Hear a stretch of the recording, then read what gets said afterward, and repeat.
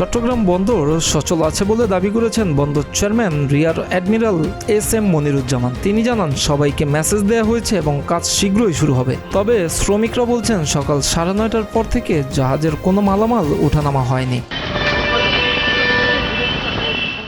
বন্দর ভবন চত্বরে রবিবার দুপুরে সাংবাদিকদের ব্রিফকালে রিয়ার অ্যাডমিরাল এস.এম. মনিরুজ্জামান বলেন, এনসিটি নিয়ে নেগোসিয়েশন এখনও শেষ হয়নি। ডিপি ওয়ার্ল্ডের সঙ্গে নেগোসিয়েশন শেষ পর্যায়ে আছে। আগের সরকারের সময় কাজ যে ধীরগতিতে অগ্রসর হয়েছিল, এখন এর গতি বেড়েছে। কাজ তড়িঘড়ি করে করা হচ্ছে এমন ধারণা সঠিক নয়। 2019 সাল থেকে প্রক্রিয়া চলছে। চেয়ারম্যান আরও বলেন, বন্দর কার্যক্রমে কোনো বাধা দিলে আইন শৃঙ্খলা বাহিনী ব্যবস্থা নেবে। বন্দর অচল অবস্থায় যারা এটা করেছে, রাষ্ট্র আইন তার নিজের গতিতে চলে এবং রাষ্ট্র সেই আইন মোতাবেক কাজ করছে। আমরা আইনকে শ্রদ্ধা করি, রেসপেক্ট করি, বুঝতে পারছেন তো। সেই জন্য এইটার ব্যাপারে অলরেডি আপনার সমস্ত যে নিরাপত্তা এবং রাষ্ট্রীয় যে সমস্ত অর্গান যারা এই ব্যাপারে কাজ করে, যেহেতু একটা কেপিআই এর একটা ন্যাশনাল কমিটি আছে, এইটার হলো নিরাপত্তার জন্য এটা কি পয়েন্ট ইনস্টলেশন।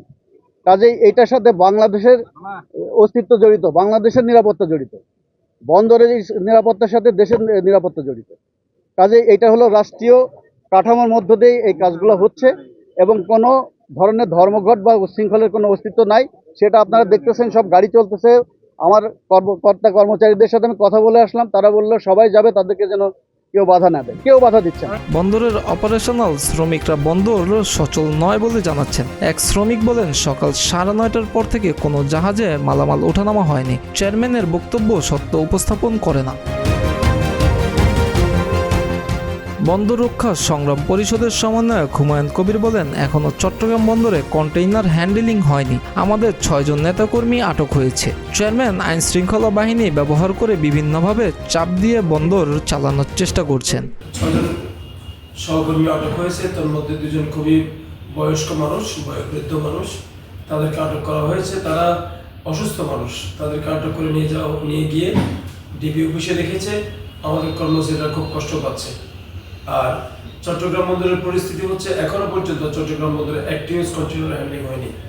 এবং চেয়ারম্যানকে দেখলাম, আমরা একটা সাংবাদিক সম্মেলন করেছে, সে সাংবাদিক সম্মেলনে যে সমস্ত কথাবার্তা বলেছে, সে সবই মিথ্যার বেশি করেছে, সত্য কোনো তথ্য সে উপস্থাপন করেনি। তার মানে কেউ যদি কাজ করতে না চায়, তাদেরকে প্রেশার ক্রিয়েট করা, তার মানে সে যাইতে ইচ্ছে করতেছে না, কিন্তু তাকে প্রেশারাইজ করতেছে। তার মনে হচ্ছে আমাদের অবরোধের প্রতি সমর্থন, কিন্তু চেয়ারম্যান আইন শৃঙ্খলা বাহিনীকে দিয়ে বিভিন্নভাবে প্রেশার করিয়ে বন্দর চালানোর চেষ্টা করতেছে। মিরাজ হোসাইন, প্রতিদিনের বাংলাদেশ।